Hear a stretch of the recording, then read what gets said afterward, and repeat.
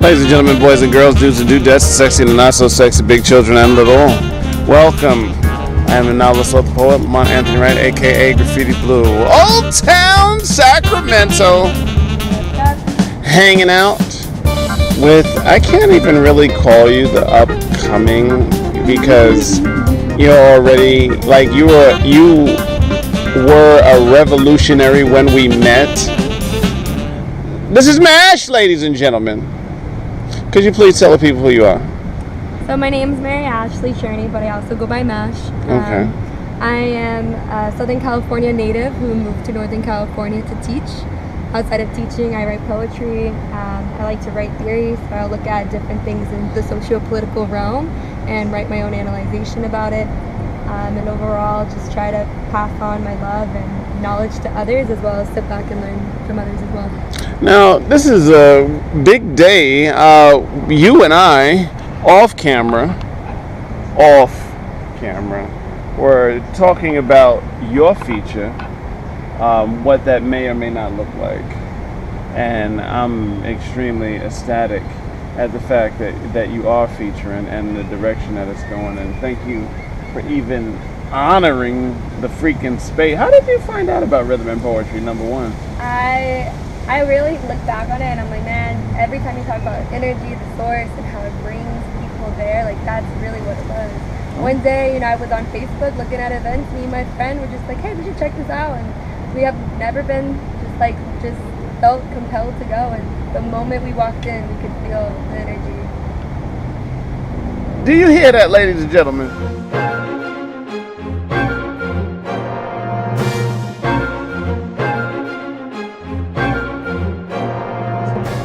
What was your original state you was born in?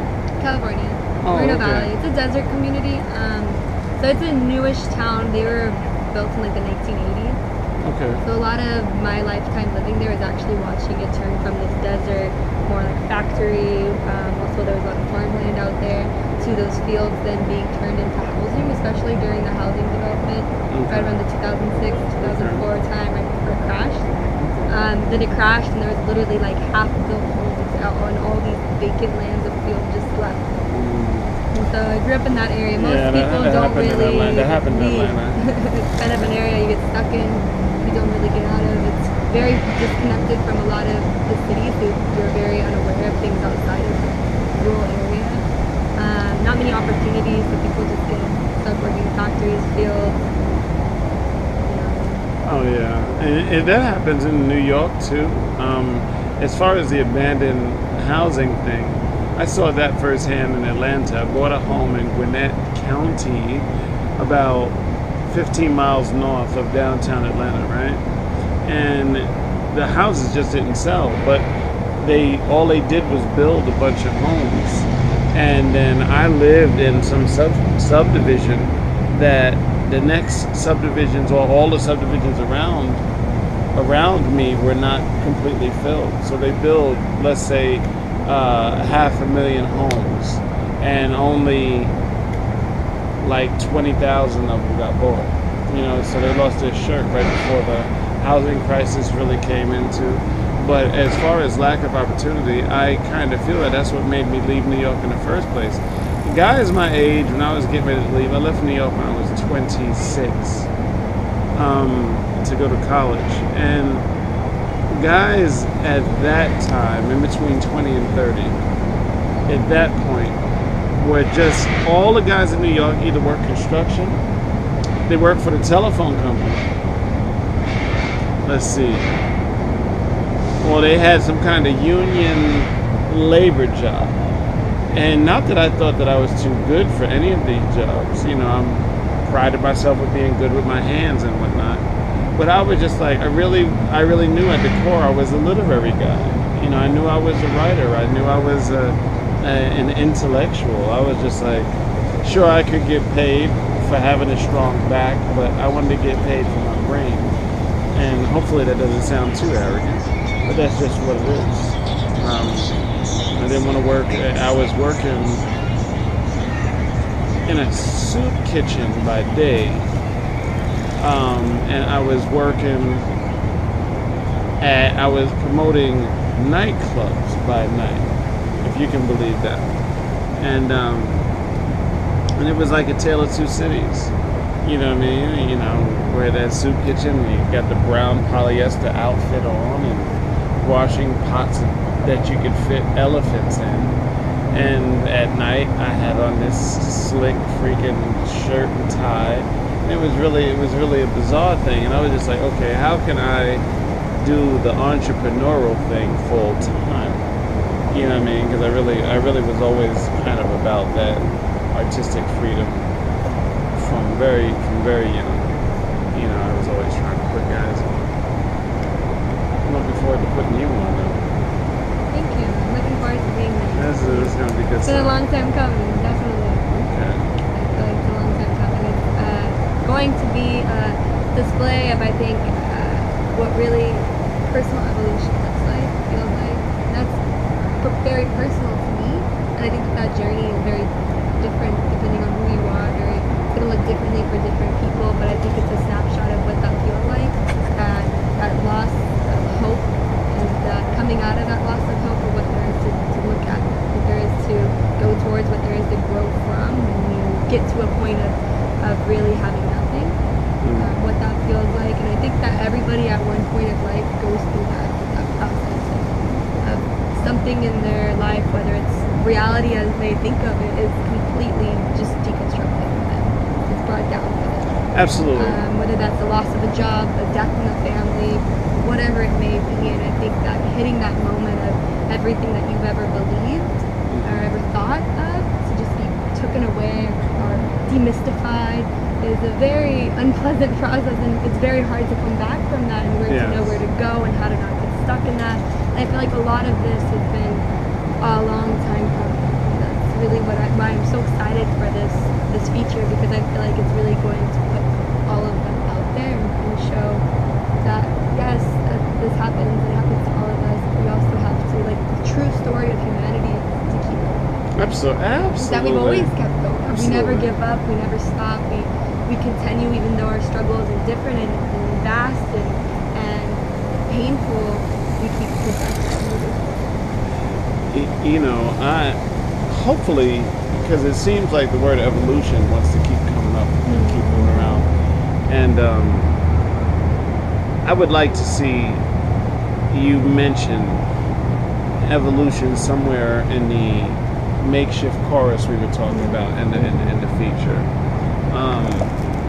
and remind folks that, you know, evolution is imminent. You know, and we have no choice but to evolve and to change and to manifest different things. You know what I mean? And you're taking people in your feature through a evolution of sorts of where you were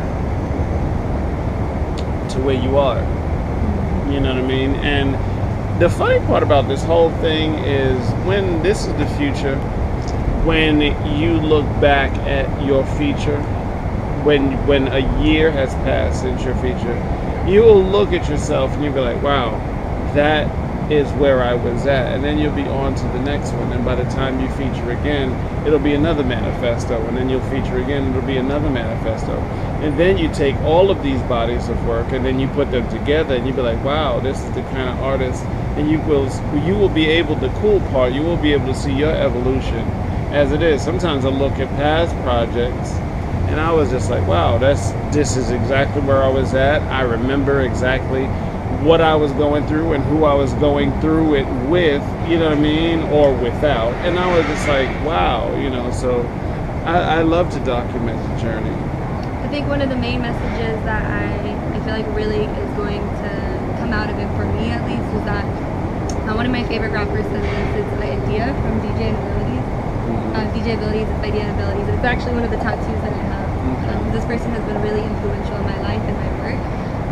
He says that this mental frustration is necessary before you can have progress, before you can have growth. It's one of his songs talks about it. He uses the metaphor of rain. Rain comes before sunshine. Absolutely. And I think that that's something that I have held on to in the darkest hours, is that regardless of how hard it gets, how tough it gets, how dark it gets, there is light coming.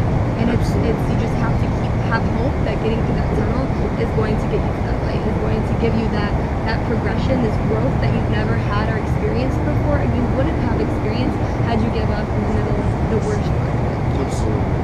And I think that's really the story that, like, at this moment, at this phase, is kind of representing.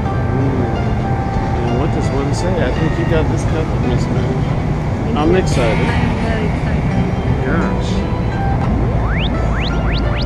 Yeah, you did something to me.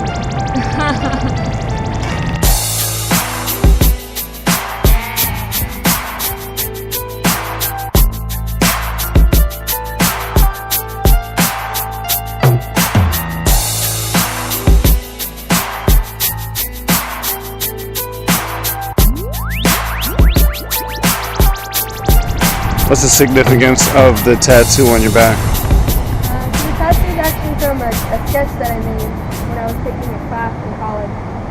It was called Alternative Forms of Spirituality. Okay. And so the class was kind of about decolonizing your ideas around religion and what that looks like. Can someone be religious without religion? Can someone be spiritual without religion? And what does that really look like? And so it was kind of getting connected to your actual spirituality, that source, opposed to some institution that gives you the right to that source. Oftentimes we think of religious institutions as being unnecessary to connect to spirituality, and the class argued basically that it wasn't, that you have the source within you and that connection is yours and there at any moment you would like it to be. And a lot of times these institutions historically have been created in order for power and political, social reasons. We can see that with the Crusades, who slaughtered hundreds, thousands of people. We can see that with even the Nazis. I mean, they all claim to be religious groups, they claim to have these high moral values, but yet they're killing others in the name of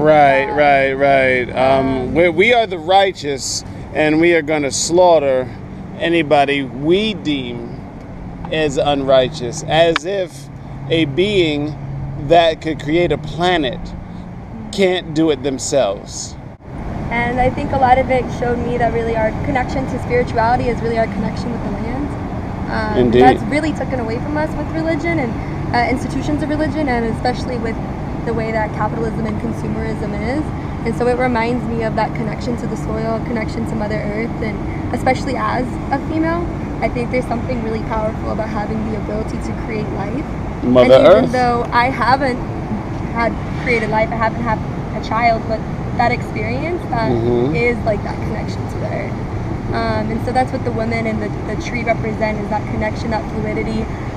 Oftentimes when we look at Mother Nature, we very much describe it the same way we describe female, woman body. Yes. And the type of issues we see with nature, so the ripping of natural resources, the degrading of the earth, the way we treat the Mother Nature is the same way we treat our women on earth. We look at them as being docile, something for the taking, where we can just take what we want from them. And that female symbol around it kind of represents that unity between the struggle for our Mother Earth, the struggle for our land, and the struggle that women go through every single day.